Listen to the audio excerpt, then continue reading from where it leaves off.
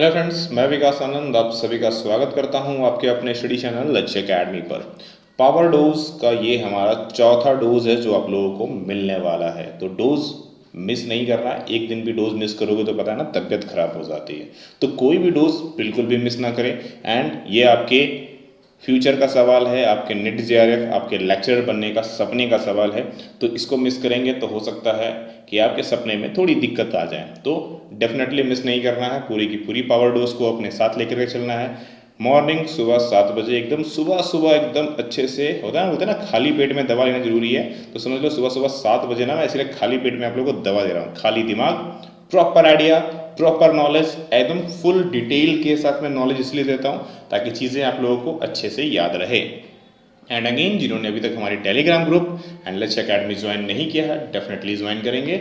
और पहले भी बोल चुका हूँ, सिस्टमैटिक स्टडी के बिना आप जेआरएफ क्लियर नहीं कर सकते हैं। तो जिनको भी पीडीएफ नोट्स की नीड है, नीचे डिस्क्रिप्शन में हमने लक्ष्य अकेडमी स्टोर का लिंक दिया हुआ है, जाइए उस पर विजिट कीजिए। एंड कॉमर्स की तैयारी कर रहे हो या मैनेजमेंट की तैयारी कर रहे हो, दोनों के आपको पीडीएफ नोट्स मिलेंगे। पीडीएफ नोट्स नहीं, एक्चुअली में हमारी पहले बुक आती थी। बुक्स अब हम लोग डिलीवरी बंद कर चुके हैं, फिलहाल कोविड की वजह से बंद किया था और राइट नाउ अभी वो बंद है।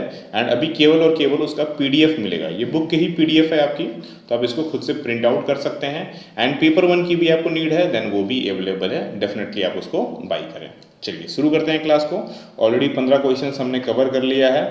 आज हमारा छठा क्वेश्चन है, redressal mechanism for consumer disputes under section 9 of the consumer protection act. बोला जा रहा है कि कंज्यूमर प्रोटेक्शन एक्ट के अकॉर्डिंग में जो हमारा उपभोक्ता संरक्षण अधिनियम सेक्शन 9 आता है, उसमें जो वाद विवाद होते हैं उनको नियंत्रण करने के लिए कितने रिड्रेसल बनाए गए हैं, कितने फॉर्म्स तैयार किए गए हैं, आपको कितने सिस्टम्स तैयार किए गए हैं, आपको वो बताना है। सिंगल टीयर है, 2 टीयर है, 3 टीयर है या फिर ओपन सिस्टम है। राइट आंसर इज भैया 3 टीयर है। कितने हैं? 3 विभाग में, 3 पायदान में आप उसको बोल सकते हैं बांटा गया है, जो कि हमारा कंज्यूमर प्रोटेक्शन एक्ट 1986 में आता है, जिसमें 3 रिड्रेसल सिस्टम रखे गए हैं।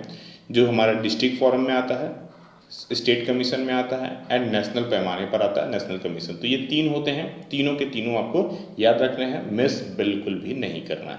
राइट, चलिए अगले क्वेश्चन पर आते हैं। अगला क्वेश्चन है हमारे पास, the social environment of the job affect people and also affected by them and not by management alone. बोला जा रहा है कि वो कौन सा इन्वायरमेंट है जहां ना केवल मैनेजमेंट ही अफेक्ट होती है, बल्कि उसमें काम करने वाले जो लोग होते हैं, जो एम्प्लॉयज़ होते हैं, जो इन्वायरमेंट के जो उससे कनेक्टेड लोग हैं, वो सभी के सभी अफेक्ट होते हैं। वो कौन सा हमारा बोल सकते हैं थ्योरी पार्ट है, आपको वो बताना है। कंटीजेंसी है, सिस्टम थ्योरी है, क्लासिकल है या नियो क्लासिकल है। सबसे पहली चीज़, इन चारों के बारे में आपको पता होना चाहिए। अगर पता है तो आंसर देना बड़ा इजी है, नहीं पता है तो भैया सोच में तो पड़ोगे ही।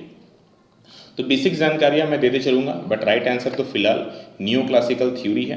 एंड बेसिक जानकारियां आपको याद रखनी है। पहली चीज़ कि जो हमारी कंटीजेंसी एंड सिस्टम थ्योरी है, बोथ आर सेम एंड दोनों के दोनों हमारे मॉडर्न थ्योरी ऑफ मैनेजमेंट में आती है। And modern theory of management जो है वो फोकस करती है ऑन ग्लोबलाइजेशंस पर, साथ ही साथ ये अडेप्ट करने को भी प्रेफर करती है। जो डायनेमिक इन्वायरमेंट में जो चेंजेस आता है उसके हिसाब से अपने आप को अडेप्ट करो और खुद में बदलाव लाओ, ये थ्योरी ये कहती है।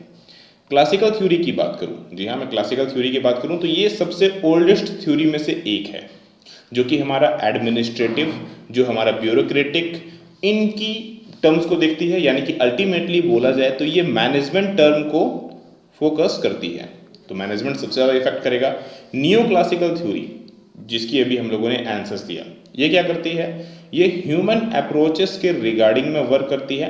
And one of the most important, ये हमारे ऑर्गेनाइजेशन में जो इंडिविजुअल हैं या फिर इंडिविजुअल ऑफ ग्रुप हैं, उनके सेटिस्फैक्शंस पर फोकस करती है एंड चेक करती है कि किस तरह से वो अपने आप को इम्प्रूव करते हैं, उनके साथ साथ किस तरह से ऑर्गेनाइजेशंस आगे बढ़ती है, उस चीज़ को देखते हैं। To satisfy more and more employees in organisation, वो ज़्यादा से ज़्यादा उनको सेटिस्फैक्शन देखने की कोशिश करते हैं। The organisation give a chance for them to participate in decision making, साथ ही साथ में वो उनको पार्टिसिपेट करते हैं डिसीजन मेकिंग में।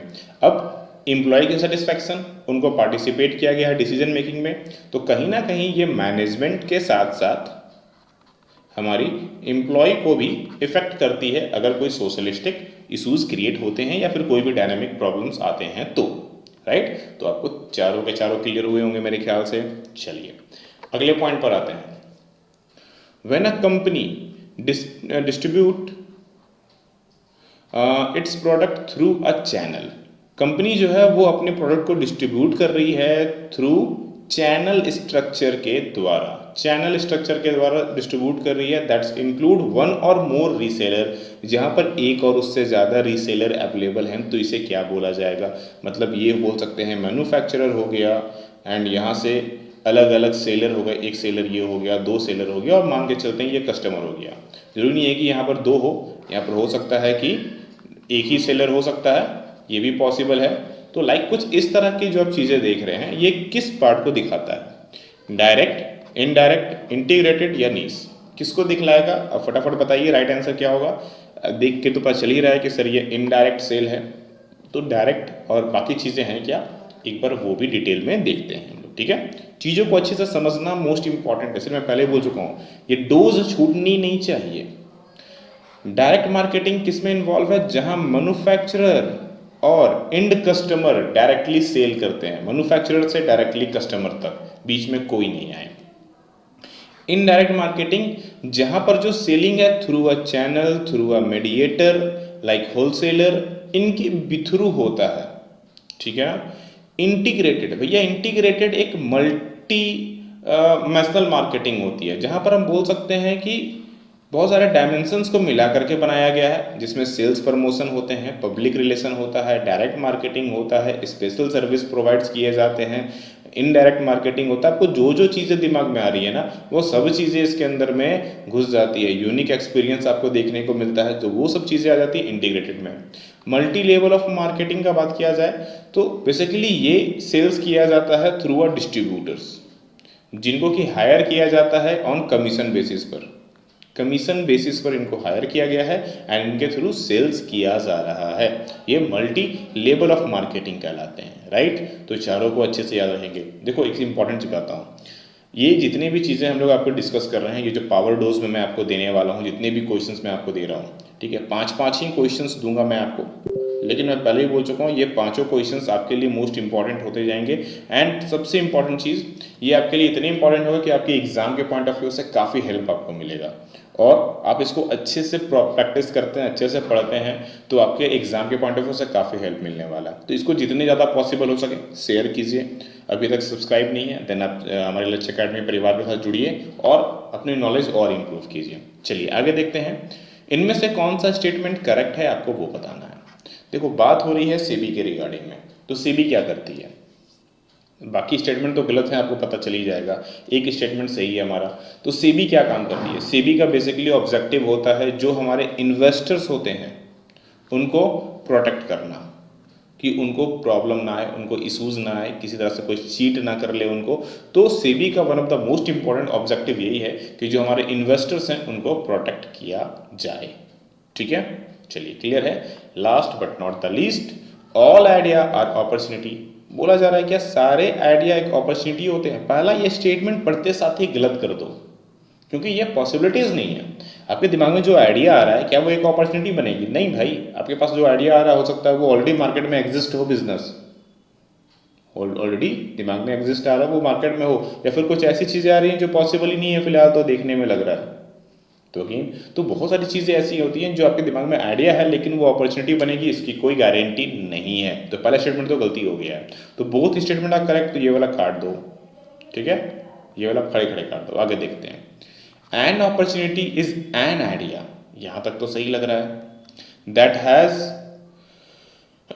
The qualities to be attractive, durable and timely. बोला जा रहा है कि जो अपॉर्चुनिटी होती है वो एक आइडिया में कन्वर्ट हो सकता है अगर सही समय पर, सही क्वालिटी के साथ में, एंड अगर वो प्रॉपरली अट्रैक्टिव हो तो एक आइडिया में कन्वर्ट हो सकती है, अपॉर्चुनिटी आइडिया बन सकती है। बात तो सही है भाई, ये तो बिल्कुल सही है कि आइडिया आपके दिमाग में उस समय आए और उसको अपॉर्चुनिटी में आप तब कन्वर्ट कर सकते हैं जब वो अट्रैक्टिव हो, ड्यूरेबल हो एंड टाइमली हो, प्रॉपर उसी टाइम पर हुआ हो। तो कहीं ना कहीं हम देख सकते हैं स्टेटमेंट 1 जो है वो इनकरेक्ट है, बट स्टेटमेंट 2 हमारा 100% करेक्ट है। तो ये थे हमारे 5 क्वेश्चंस अगेन।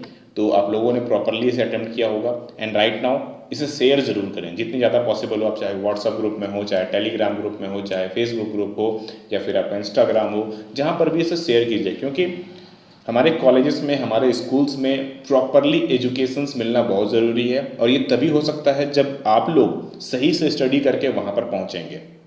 तो मेरी मुहिम में मेरा साथ दीजिए। पावर डोज निकालने का सबसे बड़ा रीज़न यही है, क्योंकि मैं चाहता हूँ कि हमारे स्कूल्स, हमारे कॉलेजेस में एक प्रॉपर टीचर, एक एजुकेटेड टीचर, एक डेडिकेटेड टीचर जो इस लायक हैं वो पहुँचे और वो अपने जैसे हज़ारों स्टूडेंट्स को तैयार करें और ना केवल अपनी बल्कि पूरी देश की जो लाइफ है, जो इमेज है, उसको और बेटर बनाए। ठीक है, तो अगेन चलिए मिलते हैं नेक्स्ट क्लास में। प्रॉपरली स्टडी कीजिए। आप सभी लोगों को राधे राधे।